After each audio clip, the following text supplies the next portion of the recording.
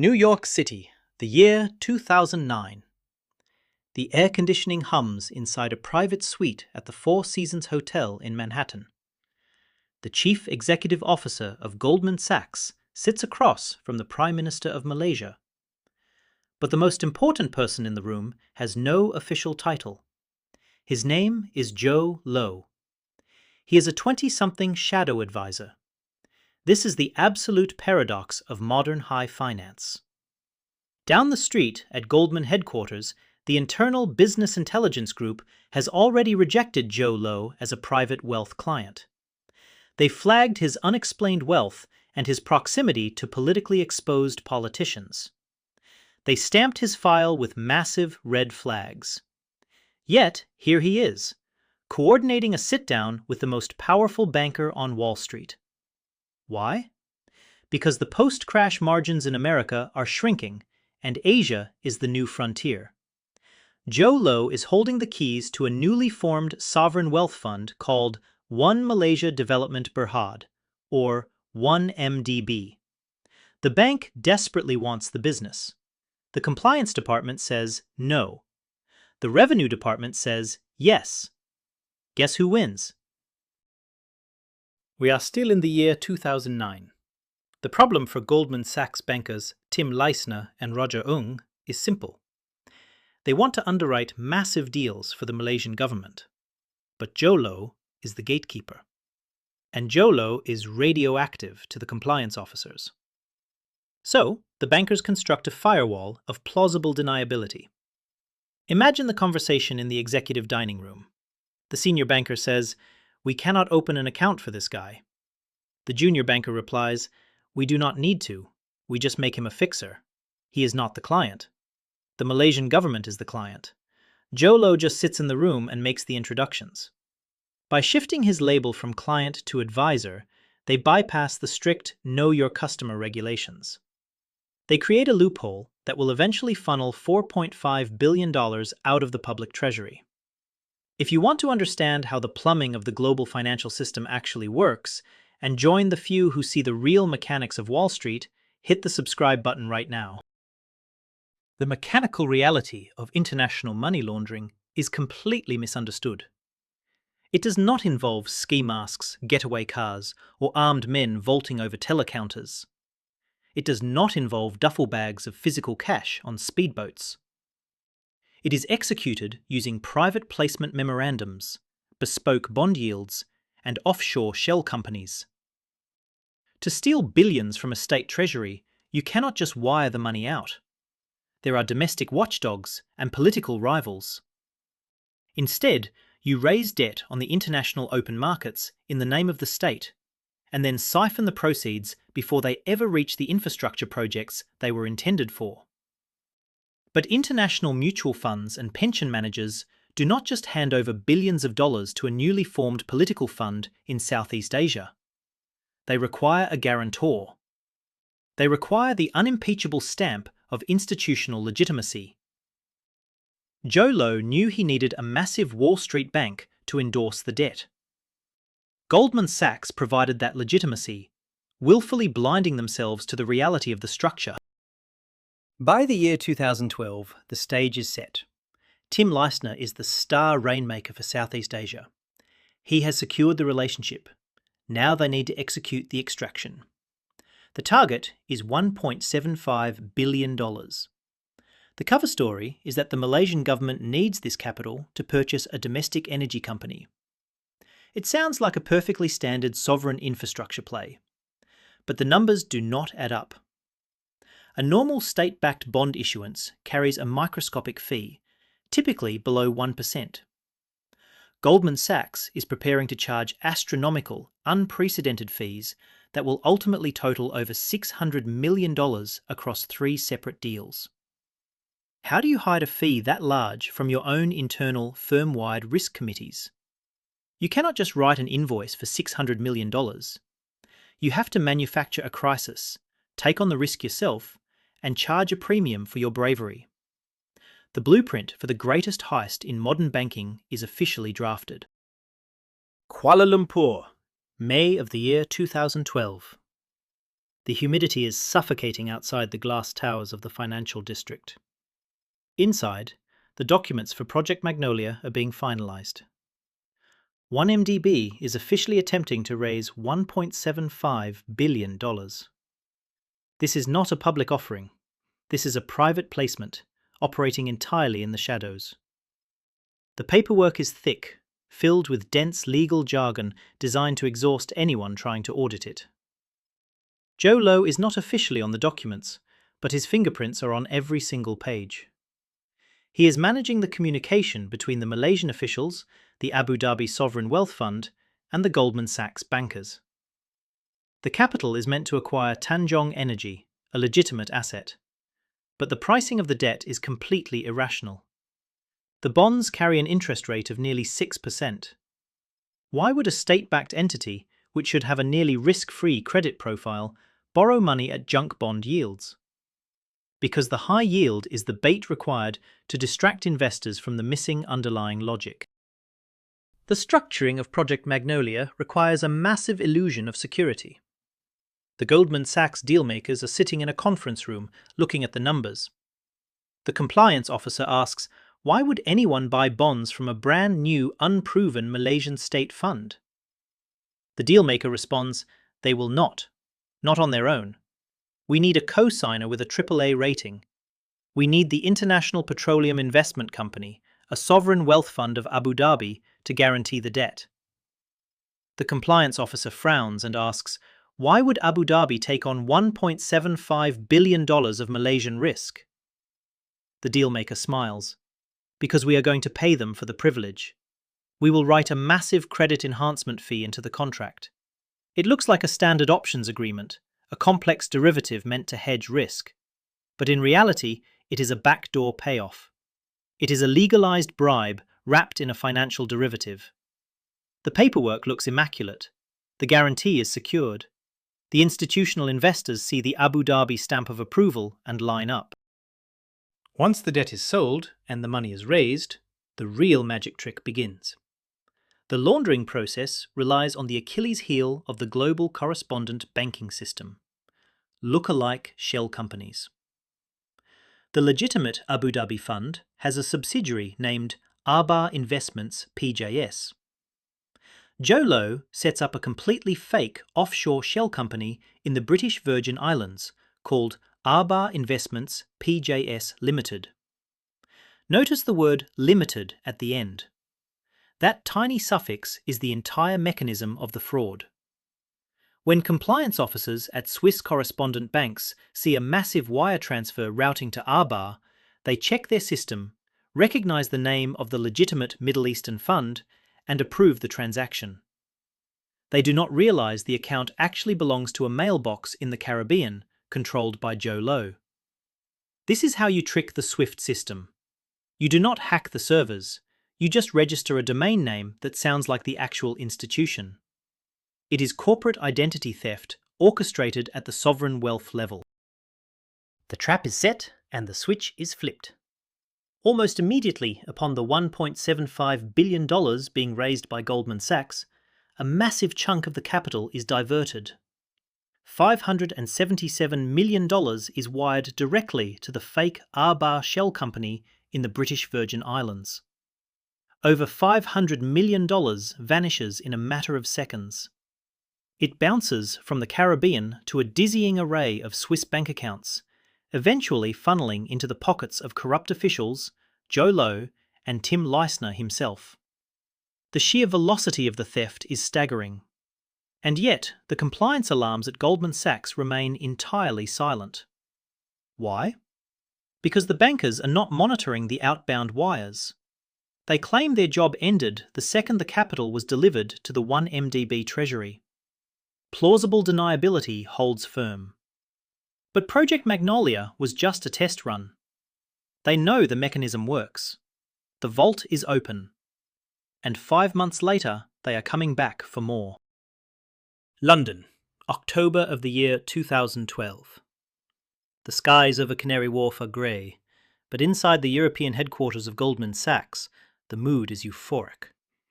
The sovereign wealth machinery is operating flawlessly. 1MDB claims they need more capital to purchase another set of power generation assets. This is Project Maximus. The target is another $1.75 billion. The structure is nearly identical to the first deal, right down to the Abu Dhabi guarantee. But this time, the internal risk is significantly higher. The market is getting slightly suspicious of how much debt this Malaysian fund is issuing so rapidly.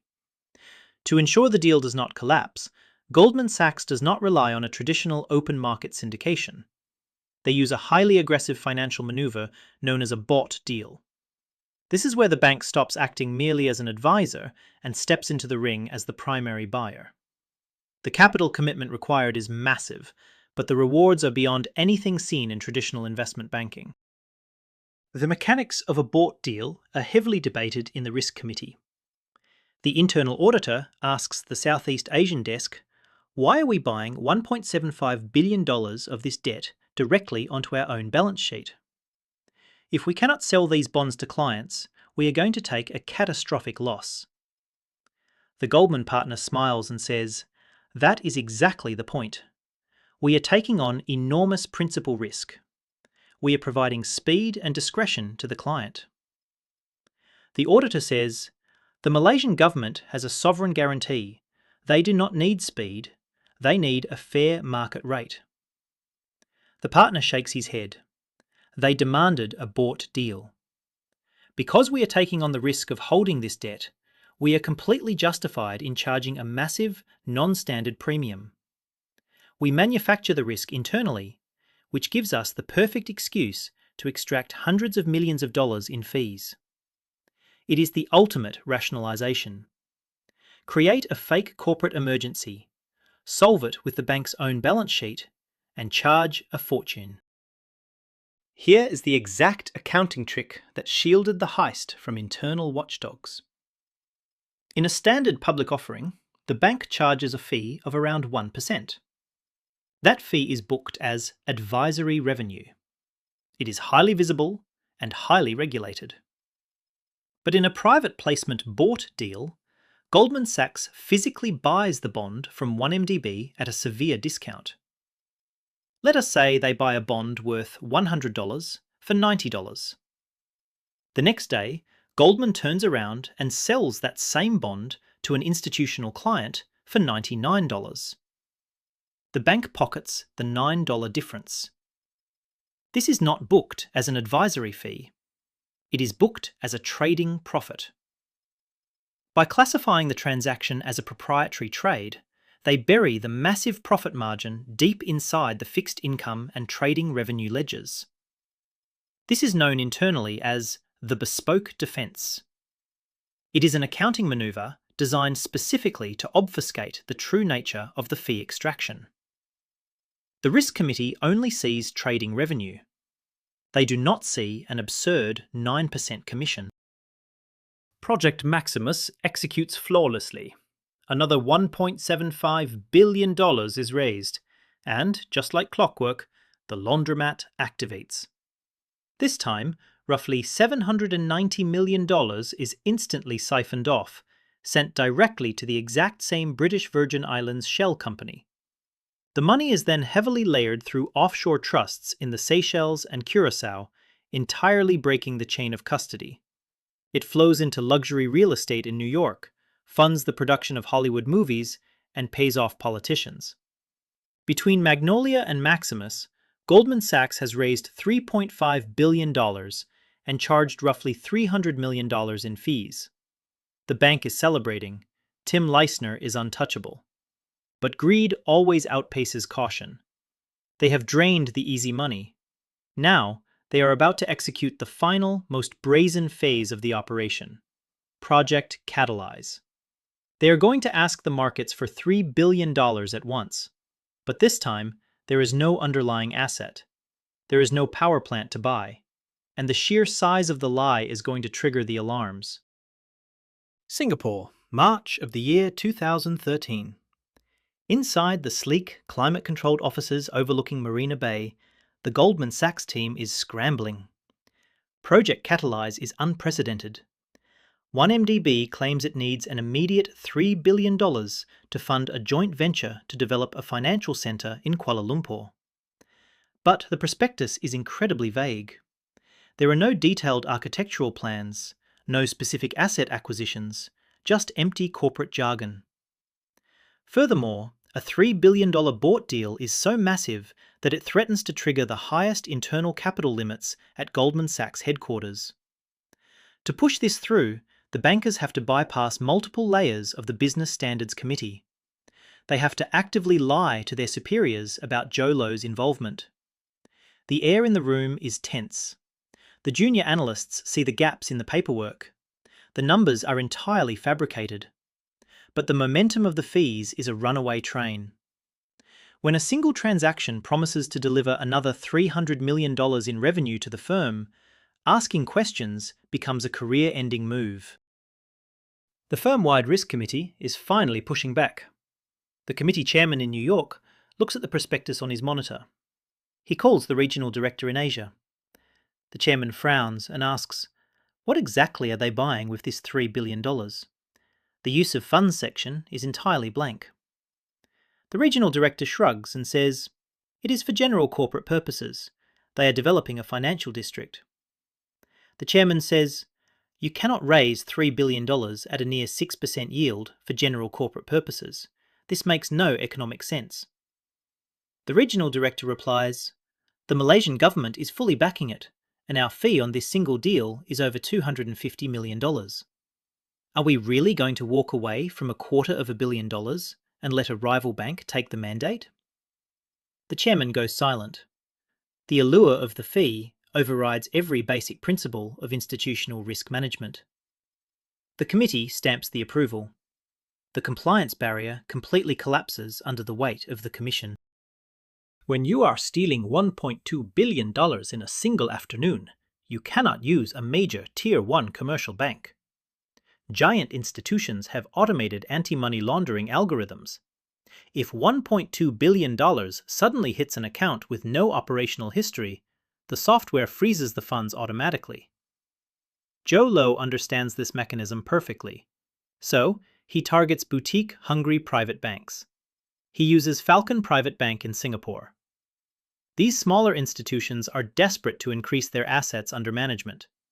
They cater to ultra-high net worth clients, and most importantly, their compliance officers have the authority to manually override the algorithmic warnings.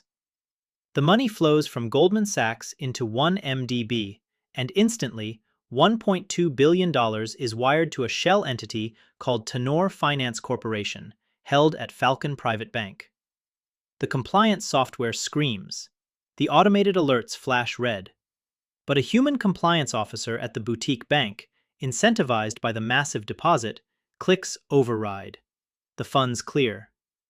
The technological safeguards of the global banking system are entirely neutralized by human greed.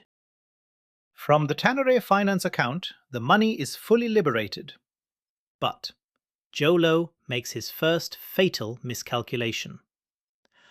Up until now, the stolen funds were carefully layered into offshore trusts and luxury assets. But the Prime Minister of Malaysia has an election coming up, and he needs cash immediately. So, Jolo initiates a wire transfer of $681 million. He does not send it to a political action committee. He does not send it to a shadow campaign fund. He wires $681 million directly into the personal bank accounts of Prime Minister Najib Razak. It is the most audacious, reckless transfer in the history of financial crime. You cannot hide over $500 million sitting in the personal account of a sitting head of state. Domestic auditors in Malaysia eventually catch the anomaly. The financial press gets a leak. The illusion of the sovereign wealth fund shatters. The money is gone, but the digital ledger remains. And the United States Department of Justice is watching. Manhattan, late in the year 2015. Deep inside a federal building, servers are pinging as forensic accountants trace the digital footprints of Project Catalyze. The global correspondent banking trap has finally snapped shut. US dollars are the reserve currency of the world. Because the 1MDB bonds were denominated in dollars, every single wire transfer, even if it was moving between a bank in Malaysia and a private bank in Switzerland, had to momentarily clear through a correspondent bank server in New York City. This mechanical reality is what gives the United States government ultimate jurisdiction. It is not physical cash moving across borders. It is digital ledgers bouncing off Manhattan infrastructure. The Department of Justice launches its Kleptocracy Asset Recovery Initiative. They are not just looking at the Malaysian politicians, they are looking at the primary valve that pumped the money into the system. They are looking directly at Goldman Sachs. The bank thought they were insulated by plausible deniability. They were wrong. The emails are about to surface. In the interrogation rooms, the defense strategy falls apart. The federal prosecutor points to a stack of printed ledgers and looks at the Goldman Sachs legal team. The prosecutor says, "You charged $600 million in fees. We know your bankers paid bribes to secure those deals." The defense attorney argues, "Those were rogue employees. Tim Leissner subverted our world-class compliance programs. He used personal email accounts to hide his actions. The firm is a victim of his deceit." The prosecutor slams a document on the table. He says, "Your chief executive officer sat in a room with Joe Low at the Four Seasons. Your firm-wide risk committee approved 3 massive bought deals with no underlying asset logic. You cannot claim rogue employees when the revenues from those deals padded the bonus pools of your entire executive suite. You paid off government officials to secure a monopoly on underwriting. That is a direct violation of the law." The defense attorney goes silent.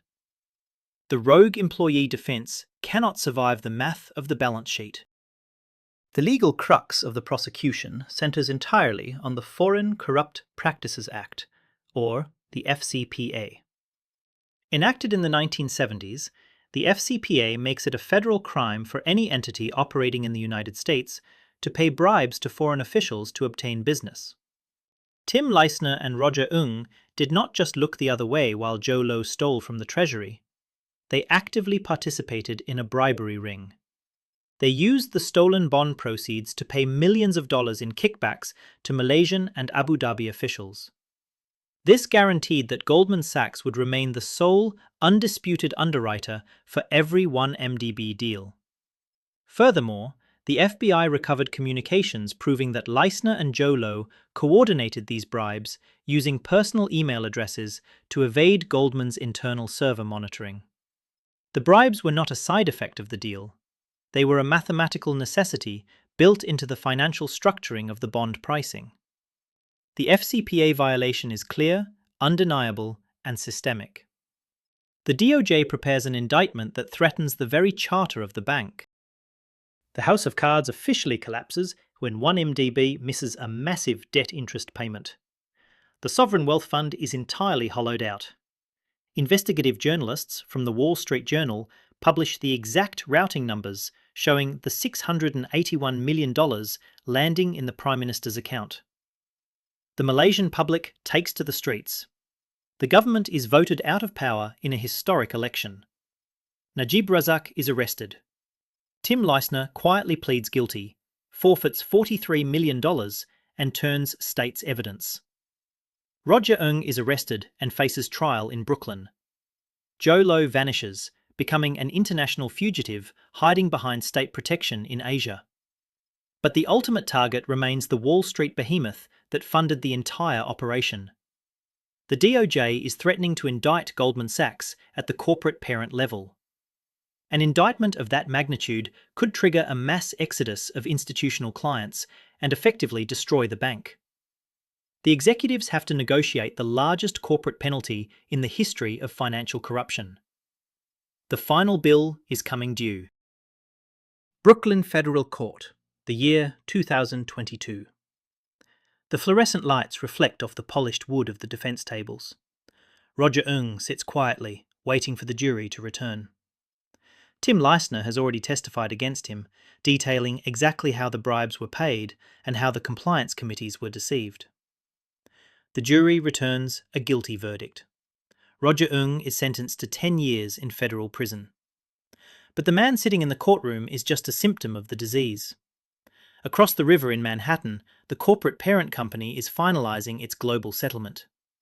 Goldman Sachs Group agrees to enter a deferred prosecution agreement. In a move almost unprecedented for a Wall Street giant, their Malaysian subsidiary actually pleads guilty to a federal criminal charge. The executives orchestrate a massive public relations apology. They announce the clawback of $174 million in executive compensation. They promise to overhaul their risk assessment committees. The legal theatre is designed to prove that the bad actors have been purged and the system is clean. Behind closed doors, the reality of the settlement is purely mathematical. The regulator slides the penalty notice across the table. We are fining you $2.9 billion globally. Plus, you will guarantee asset recoveries for the Malaysian government. The executive board reviews the numbers. They agree to the terms instantly. Why? Because fighting the DOJ in open court would destroy their stock price. They accept the fine as the ultimate cost of doing business. A partner looks at the final ledger and says, "We made roughly $600 million in direct fees, but we also secured market dominance in Southeast Asia for half a decade. We pay the $2.9 billion out of our massive cash reserves. We write it off as a regulatory expense, and our core banking license remains intact." The regulator gets a headline-making victory. The bank gets to keep operating. The fine is massive, but it is entirely manageable. The settlement is simply the final line item in the accounting of the heist. The true chilling reality of the 1MDB scandal is how easily the walls of corporate compliance fell when besieged by massive commissions. Wall Street compliance programs are mathematically designed to be rigorous when dealing with retail investors, day traders, and mid-level corporate clients. But 1MDB proved that at the sovereign wealth level, where the commissions are vast enough to affect a bank's quarterly earnings report, compliance simply becomes a hurdle to be managed rather than a strict law to be followed. The financial architecture that allowed 1MDB to happen, the private placements, the bespoke opaque bonds, the offshore shell companies, the secrecy jurisdictions, these are not illegal tools. They are the standard operating mechanisms of modern high finance. Goldman Sachs did not invent these tools specifically to help Joe Low. Joe Low simply walked in and rented Goldman's existing machinery. He recognized that if you pay Wall Street enough money, they will happily build you a pipeline straight into the treasury of a developing nation and look the other way when it drains. The $4.5 billion bank robbery is often framed as a perfect storm, an aberration, a unique combination of a corrupt politician, a financial mastermind, and a few greedy bankers. But from an investigative perspective, 1MDB was not a malfunction of the global financial system. It was the system working exactly as designed. Goldman Sachs paid its billions in fines, issued its apologies, and moved on. Yet, the underlying incentive structure of Wall Street, the relentless pursuit of yield, and the massive financial rewards for bankers who bring in sovereign whales, remains entirely unchanged. Joe Low may have been the man who ordered the heist, but Wall Street provided the vault, the combination, and the getaway vehicle. The exact same legal structures and correspondent banking loopholes exist today. The next sovereign wealth extraction is already being engineered in a boardroom right now, disguised as a bespoke financial product. If you want to recognize the exact moment it happens and understand the real mechanics of capital, make sure you are subscribed.